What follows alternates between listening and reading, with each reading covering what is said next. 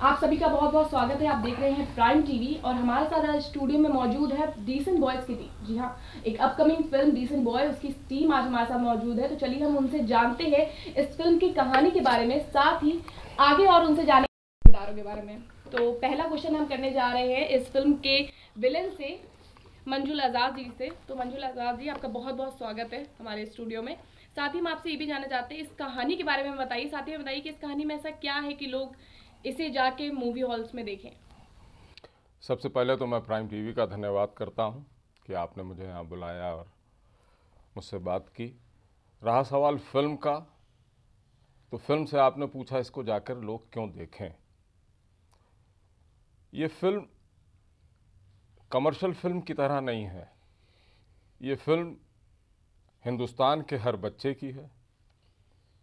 ये फिल्म हिंदुस्तान के हर माँ बाप की है कि किस तरह से कितनी दिक्कतों के साथ, कितनी परेशानियों के साथ वो अपने बच्चे का फ्यूचर बनाने में लगे और एक दौड़ में दौड़े चले जा रहे हैं।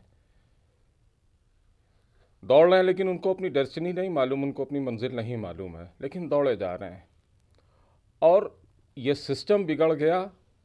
जो शिक्षा पद्धति थी हमारे मुल्क की, गुरुकुल था, टीचर की सम्मान था, टीचर की इज्जत थी, वो सब ख़त्म होके ये सब कमर्शलाइज्ड हो गया।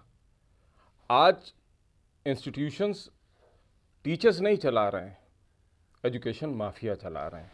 हालांकि मैं इस फिल्म में एक एजुकेशन माफिया का, एक मंत्री का ही किरदार कर रहा हूँ, लेकिन सच्चाई यही है। आज एक आम आदमी अपने बच्चे को डॉक्टर नहीं बना सकता, उसके लिए एक सपना है। अगर उसके पास अपना खेत, अपनी पेंशन या अपने पीछे की जो पूरी ज़िंदगी की चीज़ें बनाई हैं उसको बेचने का सरमाया नहीं है, तो वो अपने बच्चे को पढ़ा नहीं सकता। पहले ऐसा नहीं था। जो हिंदुस्तान की शिक्षा का था कि हम गुरु को भगवान मानते थे, आज वो नहीं है। आज गुरु और चेले का सिर्फ एक है, वो है कमर्शियल, कि पैसा, हाई पैसा, हाई पैसा। उसमें कितनी पीड़ा है, कितनी तकलीफ़ें हैं, कितना दर्द है, ये बात फिल्म जो करेगी डिसेंट बॉय, ये उन चीज़ों की बात करेगी। वो एजुकेशन सिस्टम कहाँ खो गया, ये आप उसको तलाशिए, आप उसको ढूंढिए। ये बात उस अवेयरनेस की करेगी। डिसेंट बॉय एक कोई कमर्शियल फिल्म नहीं है। ये मेरे परिवार की कहानी हो सकती है, इस बच्चे के परिवार की कहानी हो सकती है, ये आपके परिवार की कहानी हो सकती है। इस फिल्म को जिस तरह से ताने बाने में जोड़ा गया, इस पिक्चर में कहीं ऐसा कोई भी एस्पेक्ट नहीं जोड़ा गया कि फिल्म को ऐसे चलाना है ना। फिल्म में सिर्फ वही बात कही गई है जो आज के समय में दुनिया के हर माँ बाप, दुनिया का हर बच्चा इसको फेस कर रहा है। मतलब ये एक रियल स्टोरी पे बेस है कि जिस हिसाब से करप्शन है हमारे आजकल स्टडीज़ में, कि लोग पैसे के बिना उनको एडमिशन्स नहीं मिलते, करप्शन है हर जगह पे। तो आप लोग इसी चीज़ को आगे बढ़ाते हुए डिसेंट बॉयज़ में दिखा रहे हैं। इसमें बहुत सी चीज़ें हम लोग लेके आए हैं जी। खाली करप्शन लफ्ज़ छोटा है, ये करप्शन पूरा कमर्शलाइज्ड है।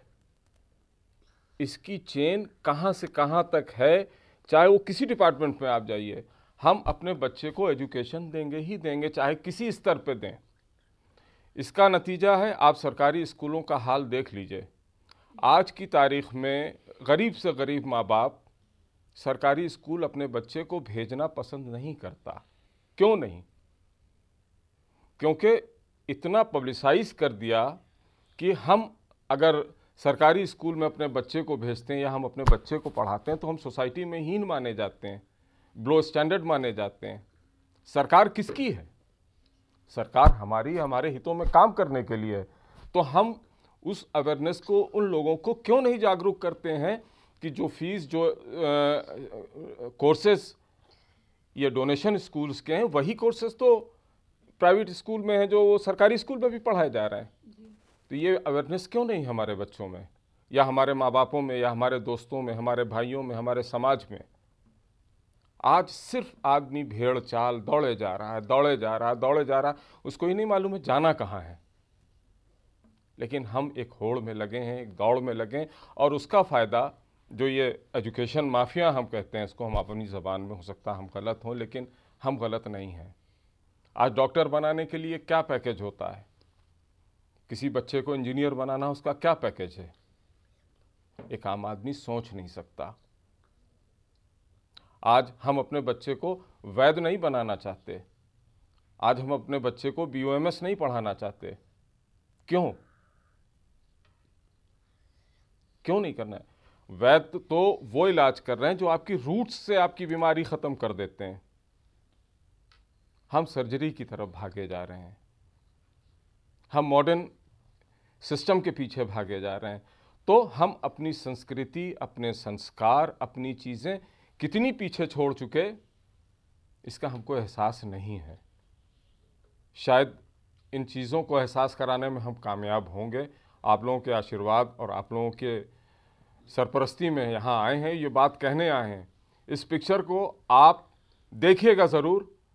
मैं ये वादा तो नहीं करता कि आप जाग जाएंगे, लेकिन आपको एहसास ज़रूर होगा। बहुत मेहनत से, बहुत दिक्कतों से इस फिल्म को हमारे राइटर बॉबी खान, डायरेक्टर भी हैं उस फिल्म के, शाह भाई red and yellow music company के मालिक हैं वो, उन सब ने मिलके, मलिक साहब इसके प्रोड्यूसर हैं, उन सब ने मिलके एक बहुत संजीदा कदम पे काम किया है और मैं समझता हूँ आप लोगों को पसंद आएगा। इसमें आपका जो किरदार है वो विलन का है। आपने जैसे बताया कि माफिया स्टडीज़ के लिए जो करप्शन में काम करते हैं उन्हीं का आपका किरदार। तो आप इसमें इस किरदार को करने पे आपको किस हद तक की परेशानियां आई कुछ, या आपने इसको इजीली करा, या आपका इस पे रोल मॉडल कौन रहा इस किरदार को करने के लिए, हमें थोड़ा बताइए। देखिए, ज़िंदगी में किसी भी अच्छी चीज़ को, पॉजिटिव चीज़ को करने में आपको बहुत वक्त लगता है। किसी भी बिल्डिंग को तामीर करना हो या किसी भी चीज़ को बना, उसमें वक्त ज़्यादा लगता है। और किसी भी चीज़ को ध्वस्त करना हो, मिटाना हो, तो उसमें वक्त नहीं लगता। ये एक एजुकेशन माफिया, करप्ट आदमी का किरदार है। और मैं किसी पर्टिकुलर को नहीं कह रहा हूँ, किसी को भी आप देख लीजिए, वो इसी होड़ में लगा है। तो इसको किसी को कॉपी करने की ज़रूरत मुझे नहीं पड़ी, क्योंकि कहीं ना कहीं बुरा इंसान मेरे अंदर भी बसता है, आपके अंदर भी बसता है। हाँ, बीइंग ए फादर, वो चीज़ें बुरी हैं। एजुकेशन को हमने धंधा बना रखा है, बिजनेस बना रखा है। उसको किस तरह से हम क्रैप करते हैं, किस तरह से सामने के लोगों को तोड़ के अपनी कंडीशन पे अपने तरीके से उस इंस्टीट्यूशन को चलाते हैं।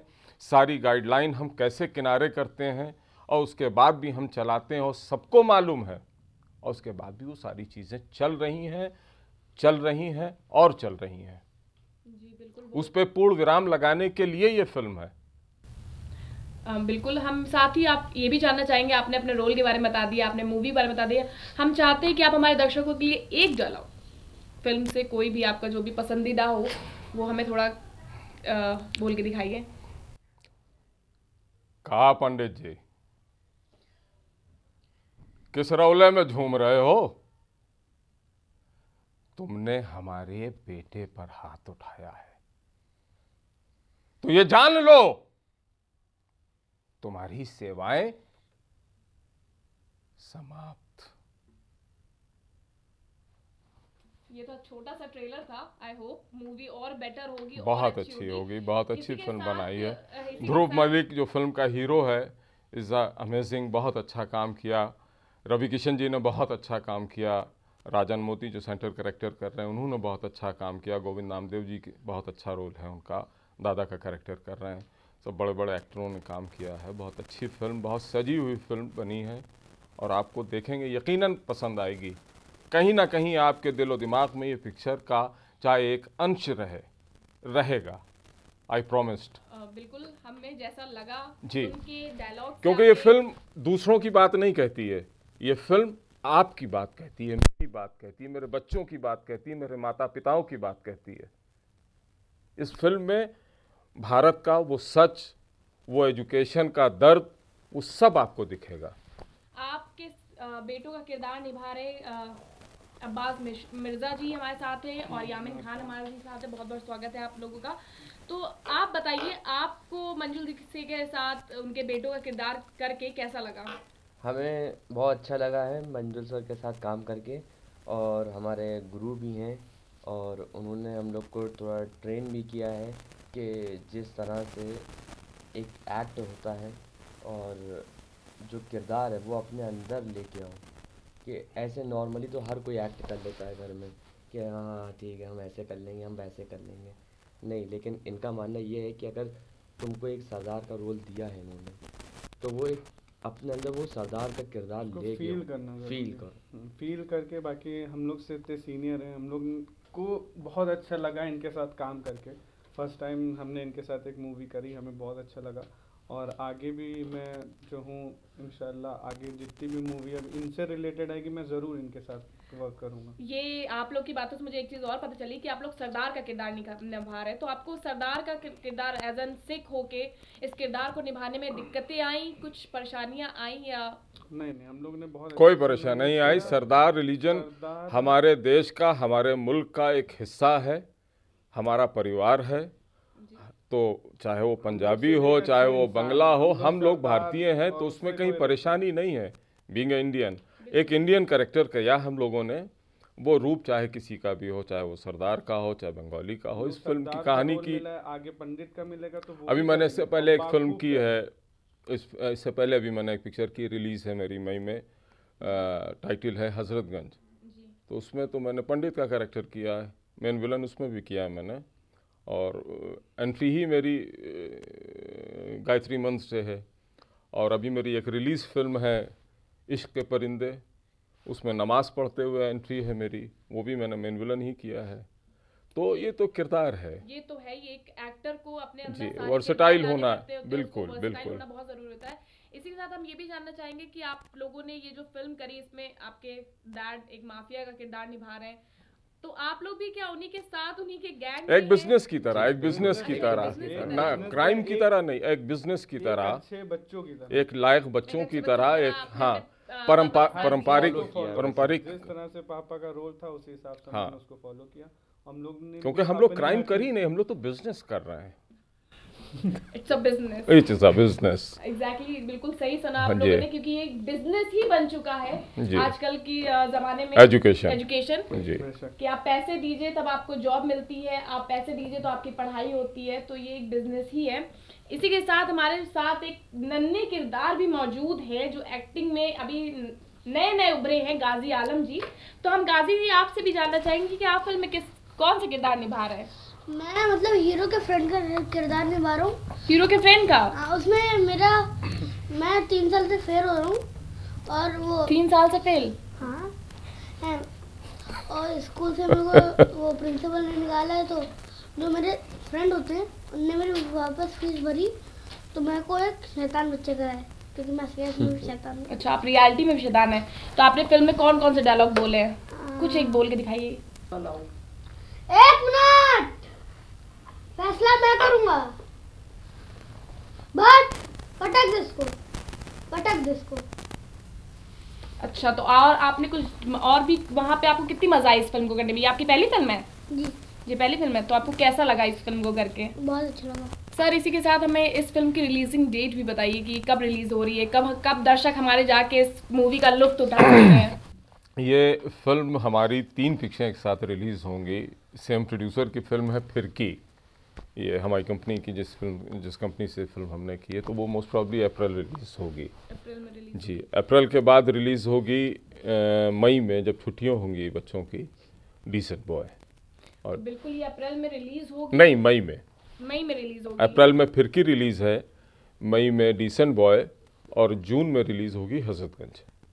बैक टू बैक 3 पिक्चरें। जाके इस मूवी का लुत्फ मई में उठा सकते हैं, छुट्टियां भी रहेंगी आराम से, बिल्कुल, किसी को टेंशन भी नहीं, घर वालों के साथ जाके देखिए, फैमिली मूवी है, एंजॉय करिए। इसी के साथ आप सभी का बहुत बहुत शुक्रिया हमारे साथ स्टूडियो में आने का और हमें मूवी के बारे में बताने के लिए। सर, आप सभी का बहुत बहुत शुक्रिया, आपका भी बहुत बहुत शुक्रिया। Thank you.